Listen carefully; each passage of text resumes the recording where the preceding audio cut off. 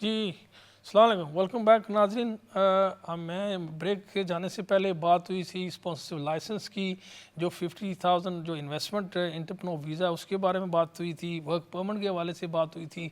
तो अब थोड़ी सी मैं बात ये भी करना चाहता हूँ, क्योंकि बहुत सारे लोग जो हैं ये स्लाइटली कन्फ्यूज़ हैं कि ये जो 31 दिसंबर था उसमें जो है BRP जो है कार्ड ये ख़त्म हो गए थे, और अब आपको ऑनलाइन जो है अपना एक पोर्टल बनाना था, और उस पर जो है आपने एक पिन नंबर लेना था, और पिन नंबर पे ही जब आप ट्रैवल करेंगे वही पिन नंबर आपने जो है वो शेयर करना है, और उसी से पता चल जाएगा कि आपके पास जो है वो वीज़ा है या नहीं है। ये जो BRP की रिक्वायरमेंट है, अब आपको ये 31 मार्च तक BRP जो है आप जब भी ट्रैवल करेंगे आपको साथ लेकर जाना पड़ेगा। ये 31 मार्च तक जो है ये एक्चुअली BRP जो है ये स्टिल आपको शो करना पड़ेगा अगर आप ट्रैवल कर रहे हैं, इवन दो आपने वो जो है ऑनलाइन जो है वो पिन बना लिया है, वो आपका वैलिड भी है और आपके सिस्टम में आपके फ़ोन में मौजूद है और वो आप दिखा सकते हैं, लेकिन स्टिल 31 जो मार्च है तब तक उन्होंने एक्सटेंड कर दिया है। आपको BRP जो है वो आपको साथ लेकर जाना पड़ेगा। और उसके अलावा 16 जो ये जनवरी है, इसमें जो है ये फ़ीस का कोई जो है वो भी वो सोच रहे हैं इंक्रीज़ करने का। तो अभी ये कितनी इंक्रीज़ करेंगे ये 16 जनवरी के बाद ही पता चलेगा।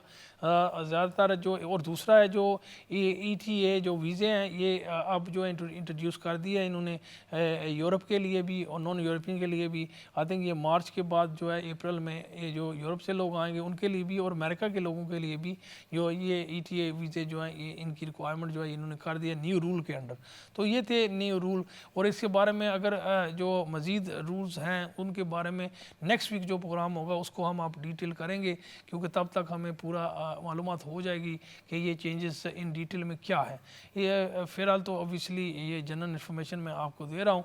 तो ये प्रोग्राम जैसे मैंने कहा कि लाइव चल रहा है आज, और आप देख सकते हैं जब प्रोग्राम लाइव हो तो आज जो स्क्रीन हमारी होती है उस पर लिखा होता है ये प्रोग्राम लाइव है, अदरवाइज़ उस पर रिकॉर्डेड लिखा होगा आज का प्रोग्राम लाइव है। ज़्यादातर लोग ऑब्वियसली क्योंकि पिछले 2 माह से ऑलमोस्ट ये प्रोग्राम रिकॉर्डेड आ रहा है, तो शायद आप ये समझ रहे हैं कि आज का प्रोग्राम भी रिकॉर्डेड है, लेकिन ये रिकॉर्डेड नहीं है, ये लाइव है। तो आपने अगर कोई भी सवाल कानूनी हवाले से करना चाहते हैं, इमिग्रेशन के हवाले से, एम्प्लॉयमेंट के हवाले से, कोई भी मसला है कानूनी आपको, तो आप हमें ये जो स्क्रीन है हमारी इस पर स्टूडियो का नंबर दिया गया है, आप उस पर कॉल कर सकते हैं और मैं कोशिश करूँगा कि आपको तसल्ली बख्श जवाब दे सकूँ। इवन अगर कोई इशू आपको पाकिस्तान में लीगल इशू है उसके हवाले से भी बात करना चाहते हैं तो वो हमें सवाल जो है वो कर सकते हैं।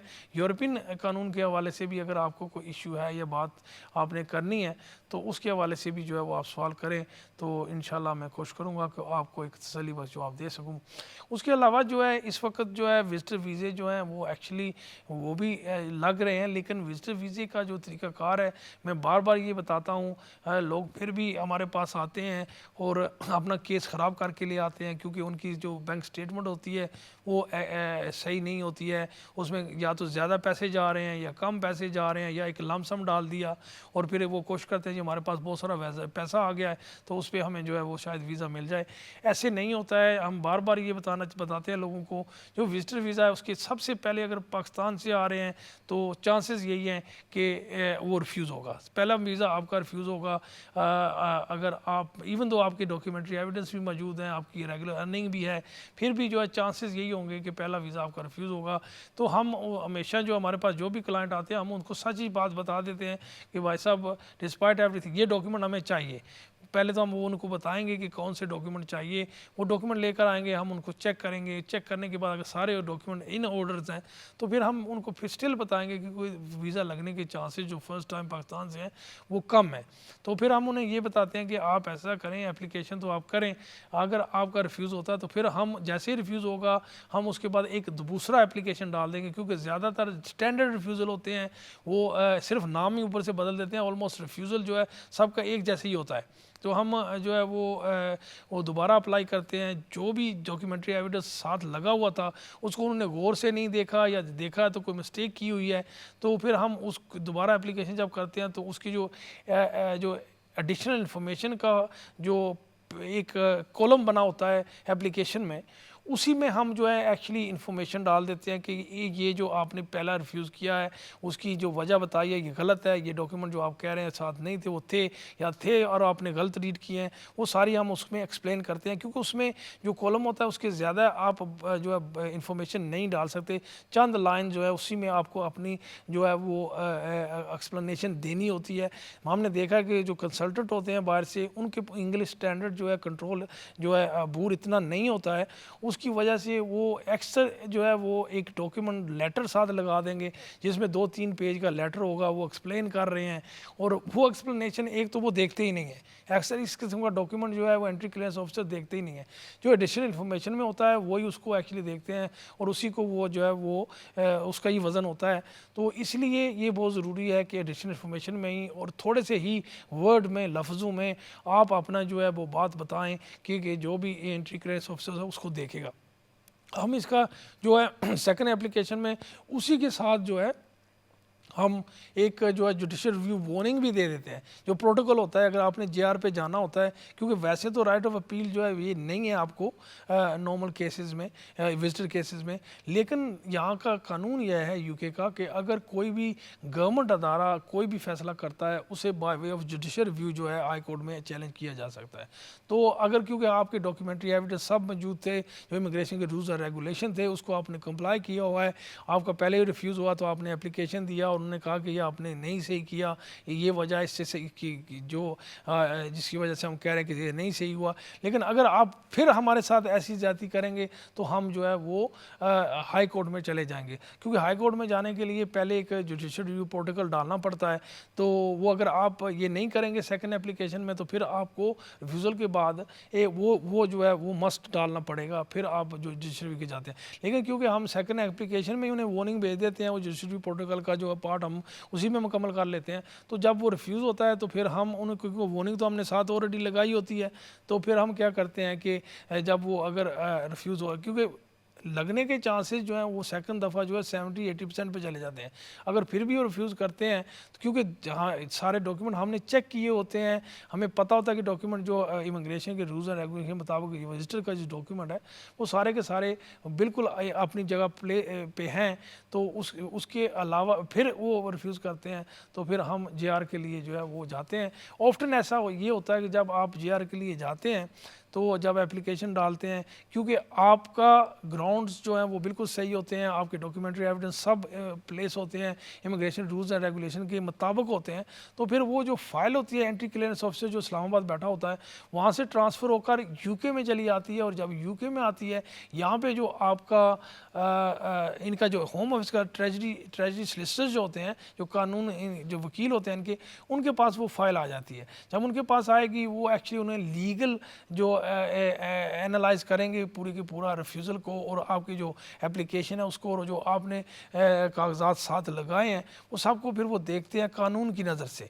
जब वो देखते हैं तो ऑब्वियसली उन्हें पता चलता है, क्योंकि पहले ही ऑब्वियसली हमने देख चुके होते हैं कानून की नज़र से और उसी तरीके से हमने एप्लीकेशन डाला होता है, तो उसमें कोई गुंजाइश तो कानूनी तौर होती नहीं है। तो जब उनके वकील देखेंगे तो वो देखेंगे ये तो सारी रिक्वायरमेंट जो थी इमिग्रेशन की विजिटर की वो तो इन्होंने कंप्लाई की हुई है, जो भी डॉक्यूमेंट्री एविडेंस कागजात थे वो सारे इन्होंने साथ लगाए हुए हैं, तो ये रिफ्यूज़ल तो गलत हुआ है। तो वो फिर क्या कहते हैं होम ऑफिस को, वो कहेंगे कि देखें आपने ये जो फैसला किया ये गलत है, इसको बेहतर यही है कि आप जो क्लाइंट है उससे बोलें कि आप अपना केस जो है जुडिशियल रिव्यू का जो डाला हुआ है हाई कोर्ट में उसको वापस ले लें और फिर आप इसका जो है दोबारा जो है वो फैसला करें। तो फिर वो ज़्यादातर चांसेस होते हैं इससे कि वो केस जो है वो वापस लिया जाएगा, फिर वो दोबारा फैसला होगा और ज़्यादातर चांस होते हैं कि जब अब फैसला करेंगे उसमें आपको वीज़ा ग्रांट हो जाएगा। जस्ट इन केस अगर वो फिर दोबारा कोई ऐसे स्टैंडर्ड रिफ्यूज़ल दे देते हैं, बहुत कम चांसेस होते हैं, लेकिन फिर भी कुछ केस वर्कर जो हैं वो आउट ऑफ बदनीति या क्या उनकी जो होती है सोच, क्योंकि वो फिर जो है कोई ना कोई एक गलत जो है इंफॉर्मेशन पे या गलत जो बेसिस पे जो है वो एक्चुअली रिफ्यूज़ल कर देंगे, तो फिर आप फिर दोबारा जो है वो जुडिशियल रिव्यू के लिए आप फिर भी जा सकते हैं। ये नहीं है कि आपको वो रास्ता बंद हो गया, आप क्योंकि आपने एक एप्लीकेशन जो है हाई कोर्ट में जो आपने वापस लिया ऑन द बेसिस कि वो दोबारा फैसला करेंगे और चांसेस यही होते हैं कि इसलिए आपने लिया था वापस कि आपके हक़ में होगा, लेकिन अगर आप वो फिर भी आपके हक़ में नहीं होगा तो फिर आप दोबारा जो है जुडिशल रिव्यू के लिए जा सकते हैं।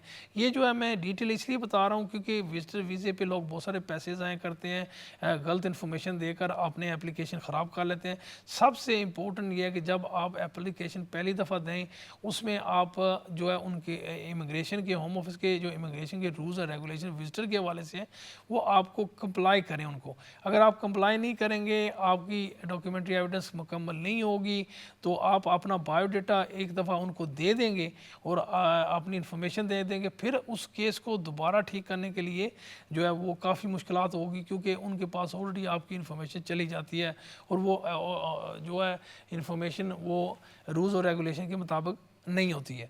तो इसलिए हमेशा जब भी आप पहला एप्लीकेशन करते हैं तो किसी अच्छे से वकील के पास जाएं और ख़ुद ना करें, क्योंकि ज़्यादातर लोग खुद करते हैं और समझते हैं कि शायद उन्होंने, क्योंकि वो गूगल से रीड करके तो वो एक्चुअली इन्फॉर्मेशन लेते हैं और फिर वो कोशिश करते हैं कि वो एप्लीकेशन खुद करें। मैंने रिसेंटली ये एक्सपीरियंस किया, किसी ने मुझे कॉल की तो मुझे जी नाज़रीन एक कॉलर है, कॉल ले लेते हैं, उसके बाद बात ये को जारी और सारी रखेंगे। जी अस्सलाम वालेकुम, कौन और कहाँ से? जी वालेकुम सलाम जनाब, मैं जावेद बोल रहा हूँ जी, जी जी बर्मिंघम से। जी जी जी जी, तो मेरे एक अजीज आए हुए हैं, स्पेशल वीजा नहीं था, TR5 जो होता है, अच्छा, वो तो वो उस तो पे आए एक्चुअली हुए हैं। वो तो टेम्पररी उन्होंने वीज़ा होता है ना। जी हाँ जी, वो टेम्पररी वीज़ा होता है। जी टेम्परेरी वीजा, या तो वो 2 साल का लगा था। तो जो उनका पहला काम था ना, उन्होंने वो छोड़ के काम दूसरी जगह शुरू कर दिया है, लेकिन उन्होंने एप्लीकेशन इस दरमियान में नहीं डाली थी। तो अब वो बच्चे बुलाने के चक्कर में थे, तो उन्होंने कहा है कि भाई आप नई एप्लीकेशन डालें कि आपका जो है ना क्यों नया वो नंबर वगैरह आएगा। तो इसलिए मैंने पूछना था कि उनका अगर वो नई एप्लीकेशन डालें तो वो उनका नॉर्मली सितंबर में वीजा खत्म हो रहा है ना, जो नहीं, आप टेम्परेरी मुझे वीजा। ये बताया ना वो टेम्पररी वीज़ा किस एरिया में था, किस किस काम के लिए? क्योंकि टेर वो फाइव में तो ये अपना बहुत सारी आते हैं ना, बहुत सारे। रिलीजियस के लिए किसी मस्जिद में था या कोई इस तरह मदरसे के लिए जो ना। अच्छा अच्छा, वो लिया हुआ था उन्होंने। जी जी, तो वो सितंबर में नॉर्मली खत्म हो रहा है उनका। तो अब अगर नई एप्लीकेशन, वो उन्होंने कहा कि 60 डेज में आप नई एप्लीकेशन डालें, तो वो नई तो एप्लीकेशन के सितंबर लिए तक ही अगर होगा या सितंबर फिर तक 2 साल का उनका एक्सटेंड होगा? नहीं, वो तो अब अगर नहीं डालेंगे तो फिर वो एक्सटेंड ही होगा ना 2 साल का। लेकिन वो इसे किस लिए कह रहे हैं, अगर उनके पास वैलिड वीज़ा है सितंबर तक नहीं, तो वो बच्चों के उनके अप्लाई किया था ना बच्चों के इमिग्रेशन के लिए। तो तो देखें जी, ये। उन्होंने अच्छा बच्चों के लिए इमिग्रेशन अप्लाई किया, तो उन्होंने फिर आगे कहा कि भाई आपने को तो जो वीजा मिला था ये फलानी जगह के लिए था, पहली जगह को नाम मैं नहीं लेना चाहता। जा जा तो फिर वो कह रहे हैं कि ये तो आप किसी और जगह काम कर रहे हैं, तो आपने जब काम दूसरा शुरू किया है तो इस मतलब कि काम शुरू करने से पहले आपको मतलब कि जी जी, एप्लीकेशन वो डालनी थी। एप्लीकेशन डालनी थी ना, मैं समझ गया हूँ। उन्होंने एक्चुअली जो ये एक किस्म का वर्क परमिट ही था, जहाँ पे वो काम कर रहे, जहाँ का उनके मिला था वर्क परमिट, ये वहाँ पे वो काम नहीं कर रहे, किसी और जगह पे काम कर जी रहे जी हैं। बिल्कुल, जब उन्होंने जी जी एप्लीकेशन डाला तो उन्हें पता चल गया कि ये एक्चुअली जिसके लिए इनको वीज़ा इशू किया था वहाँ पे ये काम नहीं कर वहाँ रहे पे हैं। नहीं है। हाँ, तो अब उन्होंने इनको टाइम दिया है कि ये टाइम आपके 60 पास डेज जी। 60 डेज हैं, आप इसको अपना जो नई जगह है उसका एप्लीकेशन दें। वो हो सकता है इन्हें मिल भी जाए, हो सकता है नहीं भी मिले। इसके लिए आपको बहुत अच्छा सा वकील भी करना पड़ेगा, क्योंकि मसला ये हो गया कि वो अपनी जो रीजनल वर्क परमिट था उसकी ब्रीच में चले गए हैं। उन्होंने जी एक्चुअली जी उसका ब्रीच किया हुआ है, क्योंकि वो काम जहाँ पे उन्हें करना चाहिए था वहाँ पे उन्होंने काम नहीं किया और उन्होंने खुद ही रिवील कर दिया है कि मैं वहाँ पे काम नहीं कर रहा, किसी और जगह पे काम कर रहा हूँ। तो वो जी गैर जी कानूनी चीज़ हो जाती है और वो आपने जो रीजनल टर्म्स कंडीशन थी उसको उन्होंने ब्रीच किया हुआ है। तो जब आप नया एप्लीकेशन करेंगे, इज़ वेरी इंपॉर्टेंट कि आप किसी अच्छे से वकील और अच्छे एक्सपीरियंस वकील के पास जाएं, अदरवाइज वो रिफ्यूज़ भी होगा और फिर इनको जो बच्चे लेने के बजाय इनको खुद भी यहाँ रहने के लिए बड़ा मुश्किल हो जाएगा। इसलिए बेहतर यही है कि आप अगर एप्लीकेशन नहीं किया तो आप किसी अच्छे से वकील, एक्सपीरियंस वकील के पास जाएं, क्योंकि वो मुझे सारी बैकग्राउंड तो नहीं पता है, सारी बैकग्राउंड का पता करना पड़ेगा कि वो इस तरह ऐसे उन्होंने क्यों किया, कि जिस जगह का उनके पास इजाज़त थी काम करने की, वो जगह छोड़कर किसी दूसरी जगह पे क्यों गए हैं। जब तक वो कोई बड़ा अच्छा लीगल वैलिड रीज़न नहीं होगा तो फिर आपको ये जो अप्लाई करेंगे उसमें नहीं मिलेगा। और इसका दूसरा तरीकाकार ये है कि इनको इस दिनों में वापस जाकर वहाँ से अप्लाई करना पड़ेगा, तो वो भी हो सकता है कि आपको ना मिले, क्योंकि वो कंडीशन जो थी, वो जो रीजनल आपने ली था जो वीज़ा, वो ब्रीच हो चुकी है। तो वो भी एक्चुअली जो है मसला बनेगा।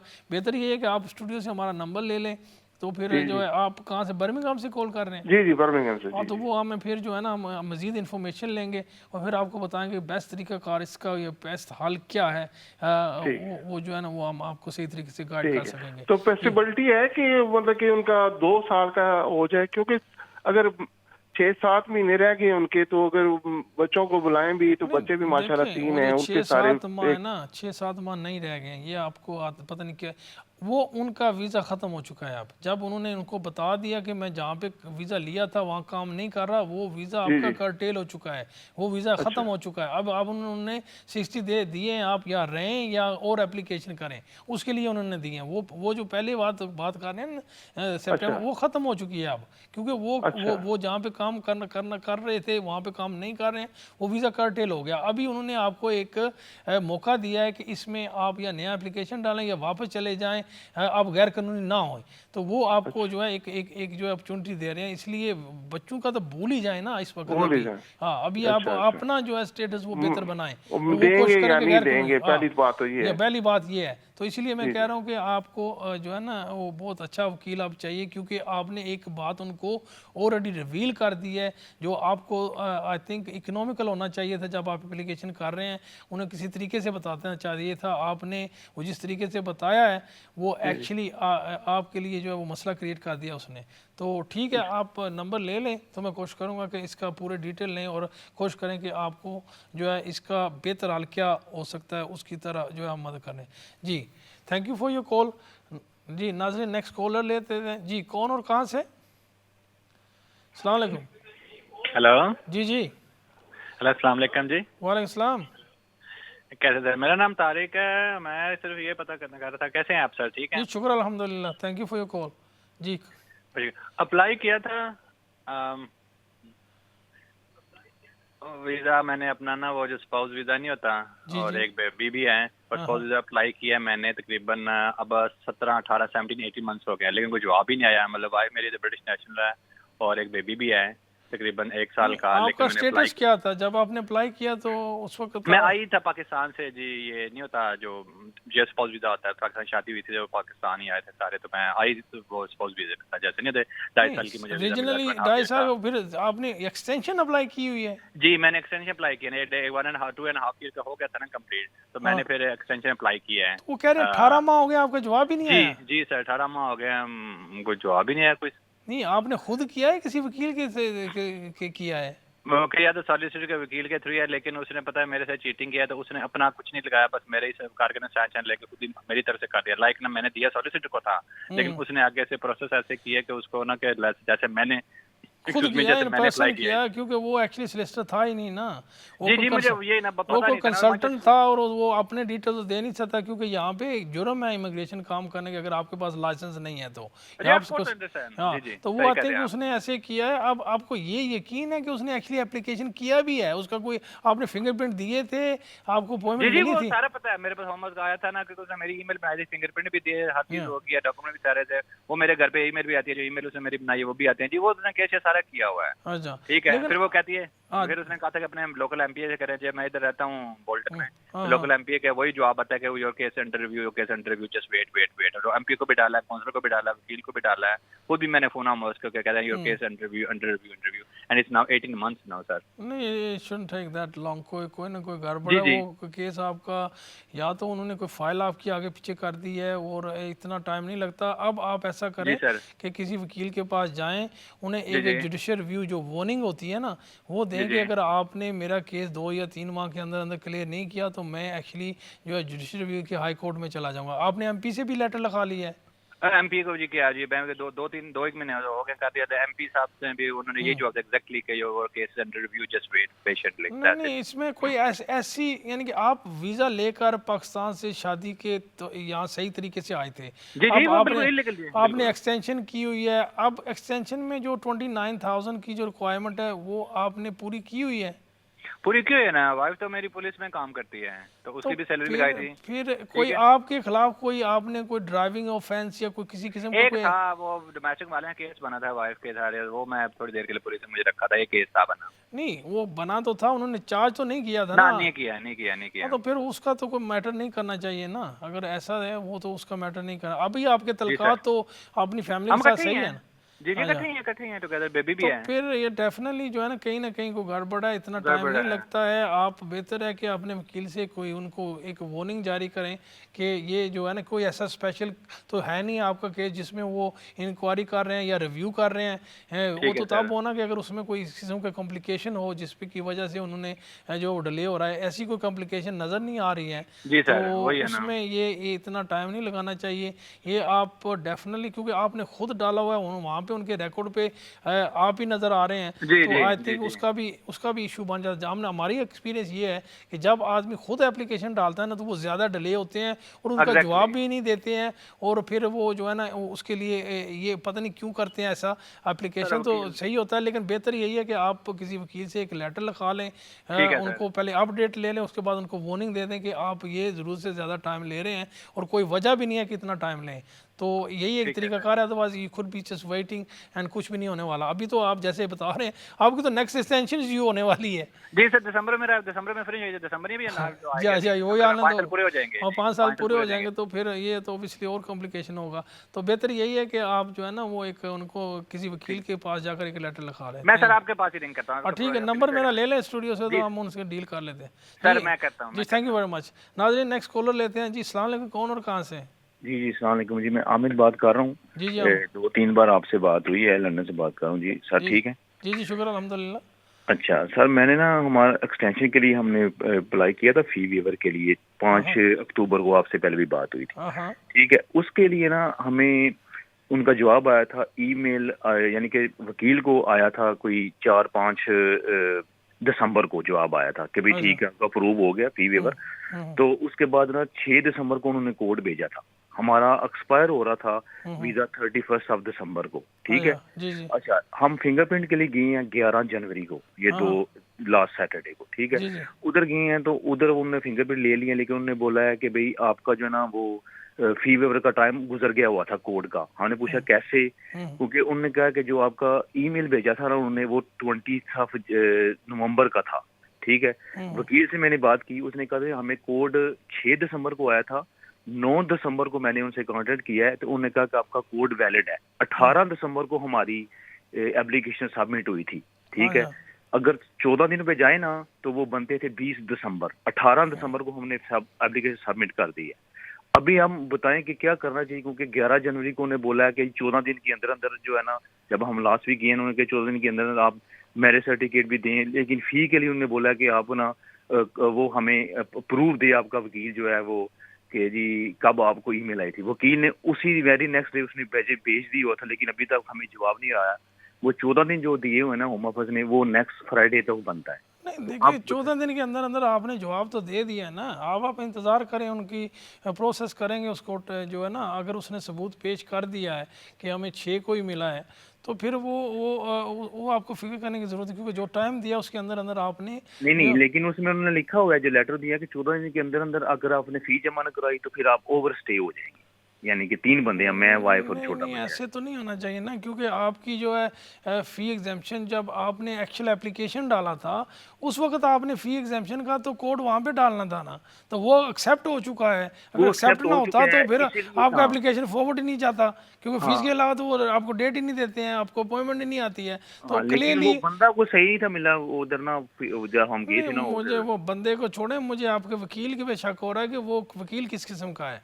बेसिकली अगर उसने एप्लीकेशन ऑनलाइन उसी ने किया ना, आपने खुद तो नहीं किया। जी जी जी जी। तो जब उसने किया है तो वहाँ पे वो कोड मांगते हैं। जब आप फी के सेक्शन में जाते हैं तो वो आपसे जो है फी एग्जाम्पशन का कोड मांगते हैं, तो वो कोड जब डाल दिया तो वो बात ही खत्म होगी। फिर आपको जब आप 11 को डेट मिले वहाँ जाएंगे आप, तो फिर वो हम हो गए 11 को तो गए हैं ना, लेकिन वो तो फिर होम ऑफिस की भी कोई मिस्टेक हो सकती है ना, क्योंकि उस वक्त फीस का जो एग्जाम्पशन है कोड उस वक्त चाहिए था आपको जब आपने एप्लीकेशन किया है। जब आप वहाँ पे सबमिट होगी हुई है जी। हाँ, तो जब आप जहाँ पे फिंगरप्रिंट देने के लिए जा रहे हैं वहाँ पे तो उसका कोई सवाल ही नहीं पैदा होता। सवाल तो पैदा होता है जब आप एप्लीकेशन करते हैं, तो राइट डेट वही है। तो वो फिर ऑब्वियसली वो जो या तो केस वर्कर को समझ नहीं है या आपके वकील ने कुछ किया हुआ है, तो उसका जो वो सबूत है। आज भी बात हुई थी, उसने बोला कि भाई आप फिक्र नहीं करें, लेकिन मुझे टेंशन ये है कि 14 दिन गुजर गए तो उसके बाद उन्होंने बोला जी आपका कोड आपने ओवर टाइम